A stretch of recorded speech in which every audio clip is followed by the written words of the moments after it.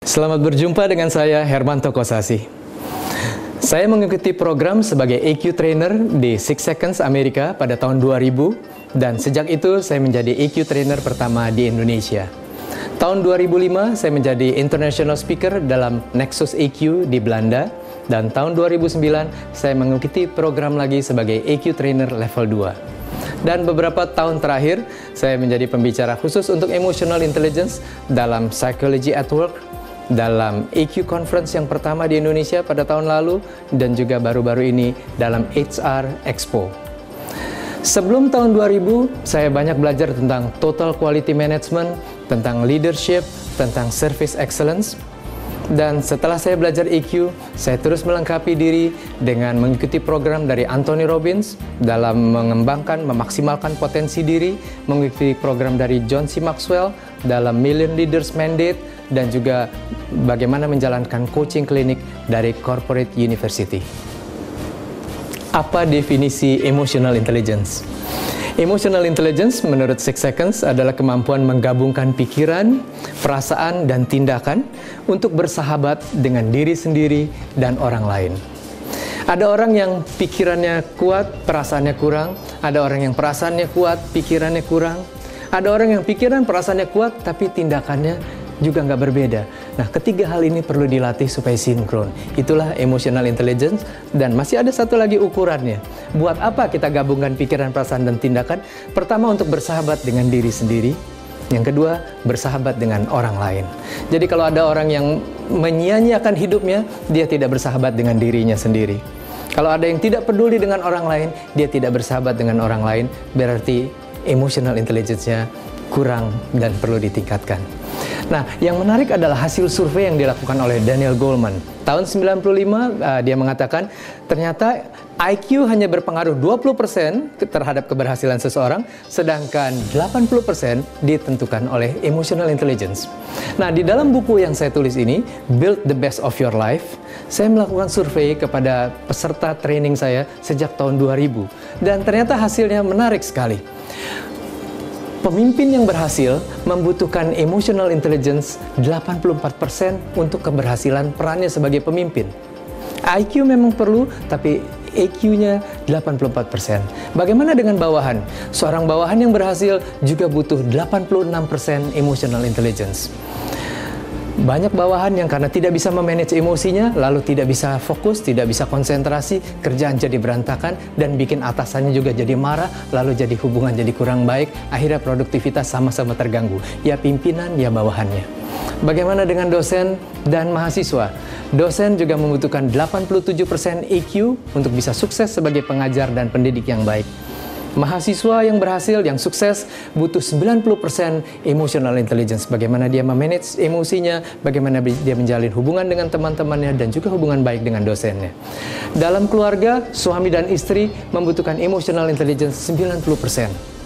Itu sebabnya banyak keluarga yang konflik, ribut, berantakan karena di sekolah kita tidak diajarkan emotional intelligence. Demikian juga di dalam pendidikan, banyak yang drop out karena umumnya dosen dan mahasiswa juga tidak belajar tentang emotional intelligence. Juga di perusahaan, kadang-kadang terjadi pengerusakan oleh karyawan sendiri atau mungkin oleh pimpinan yang emosi karena mereka tidak belajar emotional intelligence. Bagaimana dengan orang tua yang berhasil? Orang tua yang berhasil menurut survei yang saya lakukan membutuhkan 100% emotional intelligence. Apa saja beberapa contoh kecerdasan emosi itu? Menjadi teladan, memberdayakan, mengarahkan, melindungi, tegas, mandiri, dan mensejahterakan. Masih banyak lagi hal yang jarang dibicarakan di dalam perguruan tinggi, dalam pendidikan formal. Jadi, IQ memang penting, tapi tidak cukup untuk berhasil. Emotional intelligence perlu ditambahkan untuk melengkapi dan membuat hidup kita menjadi maksimal. Apa manfaatnya kalau Anda belajar mengembangkan emotional intelligence Anda? Ada 4 manfaat yang akan Anda peroleh. Yang pertama, Anda jadi lebih sabar dan lebih tenang. Ketika menghadapi masalah yang besar pun, masalah yang rumit, Anda tetap sabar, tenang, sehingga otak Anda bisa berpikir dengan baik dan Anda bisa mengambil keputusan dengan lebih tepat, lebih baik. Manfaat yang kedua, Anda mempunyai lebih banyak teman. Dan ketika teman lebih banyak, Anda bisa bekerja sama dengan lebih efektif, lebih baik, dan tentu saja hasilnya akan lebih optimal. Manfaat yang ketiga, Anda jadi lebih sehat. Dan kalau Anda sehat, tentu saja kerja Anda jadi lebih produktif. Manfaat yang keempat, hidup Anda jadi lebih indah. Anda lebih bersyukur terhadap hidup ini, dan itulah hakikat manusia yang diciptakan Tuhan, supaya bisa bersyukur, bersukacita, memuliakan Tuhan Sang Pencipta. Apa saja yang akan Anda dapatkan kalau Anda mengikuti pelatihan Emotional Intelligence? Pelatihan Emotional Intelligence dilaksanakan selama 2 hari.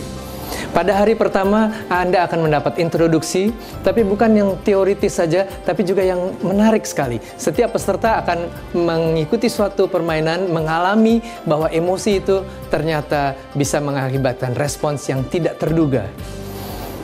Mungkin Anda pernah marah, dan ada juga peserta yang menjawab, sering Pak. Lalu pertanyaan saya, apakah setelah marah Anda pernah menyesal? Ada yang juga yang menjawab, hampir selalu Pak. Itu suatu yang menarik. Yang marah orang itu, yang menyesal dia sendiri.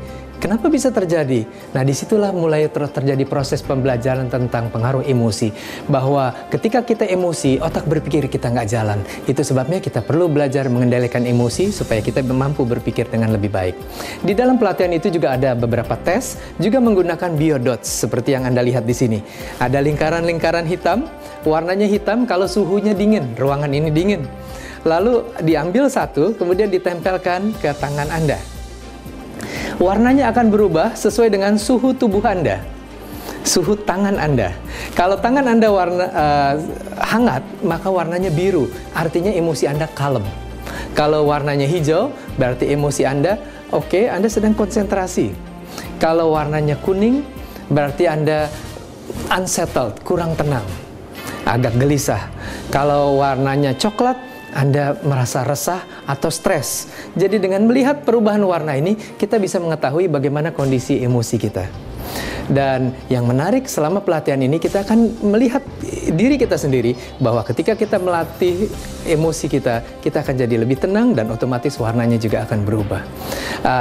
Hal lain yang kita pelajari juga adalah tentang risiko akibat kalau kita tidak mengendalikan emosi. Ada yang mengatakan, saya sudah keturunan, saya sudah bawaan. Lalu kenapa Pak? Banyak risikonya. Ada 12 penyakit berbahaya yang akan Anda alami kalau Anda tidak mengendalikan emosi Anda. Saya sudah tulis juga di dalam buku yang pernah saya tulis ini. Dan masalah yang penting adalah bagaimana menghindari penyakit tersebut. Nah, di dalam buku ini juga dan di dalam pelatihan ada 30 cara bagaimana kita bisa meningkatkan emosi kita kalau terlalu low, terlalu rendah sehingga kita malas untuk bekerja. Bagaimana membangkitkan emosi kita seketika, in a click, self motivation. Tetapi sebaliknya, kalau kita sedang mendidih, mungkin kita bisa berbahaya sekali bagi orang lain juga mengambil keputusan yang salah. Bagaimana kita bisa menenangkan diri seketika, in a click juga. Ada latihan-latihan yang sangat menarik, praktis, dan Anda pasti bisa mengalami perubahan dalam diri Anda. Itu yang akan Anda alami pada hari pertama. Pada hari yang kedua, kita akan berlatih untuk membuat cita-cita menjadi yang lebih baik. Cita-cita yang istimewa, yang above average, outstanding.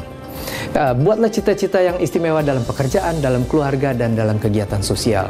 Kemudian kita akan belajar bagaimana prasyarat supaya cita-cita itu bisa berhasil. Ada juga 3 prasyarat yang perlu Anda pelajari tentang bagaimana tubuh sehat, jiwa sehat, dan rohani Anda sehat. Bagian berikutnya tentang berlatih empati. Bagaimana kita meningkatkan kepekaan kita kepada orang lain. Ketika kita memandang seseorang, kita bisa merasakan perasaannya. Ketika kita melihat seseorang, kita bisa tahu apa kebutuhannya. Dan ketika kita sudah memahami orang lain, mengetahui kebutuhannya, kita bisa menjalin relationship skills yang lebih baik. Itulah yang akan Anda pelajari dalam 2 hari pelatihan Emotional Intelligence.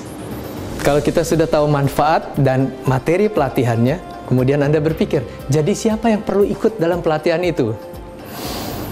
Selama ini kita berpikir pemimpin.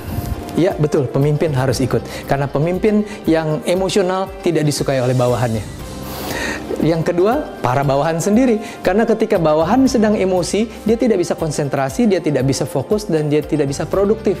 Karena bawahannya emosi, hasilnya tidak baik, akhirnya pemimpinnya juga emosi, marah lagi, dan ketika semuanya emosi, kerjaan jadi nggak beres semuanya. Kelompok yang kedua, banyak juga dibutuhkan pelatihan ini untuk keluarga, untuk suami dan istri. Banyak masalah dalam keluarga terjadi karena masalah emosional. Bukan masalah intelektual, tapi emosional.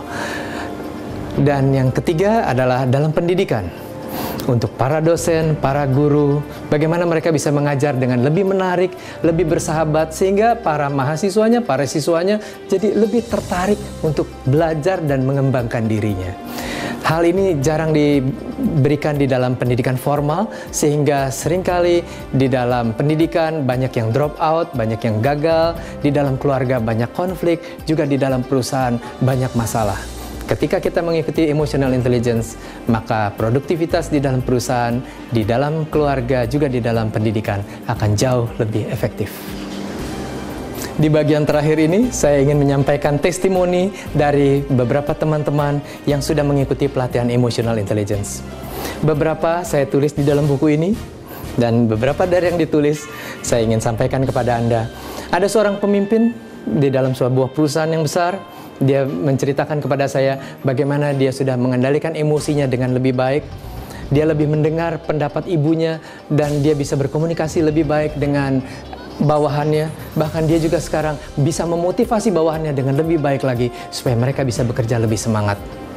Ada lagi surat dari seorang bawahan, seorang staff. Dia cerita kepada saya dalam emailnya, "Pak, hampir semua cita-cita yang saya tulis waktu pelatihan itu sekarang sudah terwujud. Terima kasih, Pak." Ada lagi seorang dosen, dia bercerita bahwa dia sudah menerapkan teknik emotional intelligence ini, pengendalian diri dan relationship yang lebih baik, dan ternyata nilai dari mahasiswanya jauh lebih baik. Mereka semua meningkat, dan dia sadar bahwa approach itu sangat penting. Ada seorang mahasiswa juga menulis kepada saya di dalam buku ini juga, dia dengan semangat yang baru, dengan percaya diri yang lebih baik, beberapa tahun yang lalu dia sudah mendapat beasiswa ke Inggris selama 2 minggu, juga ke Amerika selama 1 bulan. Ada lagi seorang suami dan istri yang juga bercerita, tadinya mereka tidak punya anak, setelah mengikuti program ini mereka sudah punya anak, mereka punya hubungan yang lebih baik. Bahkan ada lagi yang saya baru dengar, tadinya mereka sudah mau bercerai, kemudian mereka sama-sama ikut training ini dan mereka jadi lebih baik lagi. Jadi pelatihan ini akan bermanfaat sekali buat Anda sebagai pimpinan perusahaan maupun sebagai staff, baik sebagai suami atau istri di dalam keluarga, maupun juga di dalam dunia pendidikan sebagai pengajar ataupun sebagai siswa atau mahasiswa. Selamat mengikuti pelatihan emotional intelligence ini. Salam damai dari saya, Hermanto Kosasi.